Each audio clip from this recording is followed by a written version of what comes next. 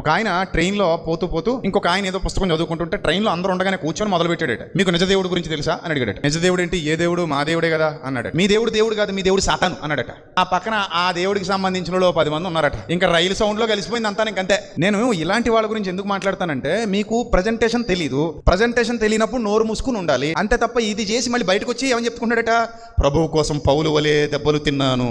నమస్కారం రా నాయన.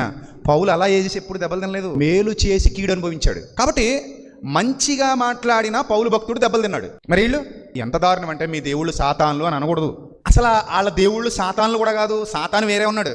ఇప్పుడు మానవుల చేత సృష్టింపబడిన ప్రతిదీ సాతాను కాదు, అది అతని అతని ఆలోచనలో నుంచి వచ్చింది. వాళ్ళకి అలాంటి ఆలోచనలు ఇచ్చి దారి తప్పించినోడు అదృశ్య వినాశక శక్తి ఒకడు ఉన్నాడు. వాడు సాతానంటే. అపరాధముల చేత పాపముల చేత మిమ్మల్ని చంపటానికి వాయుమండల సంబంధమైన అధిపతి ఒకడు ఉన్నాడు. ఆడి కనబడ్డ ఎవరికి? వాడు సాతానంటే.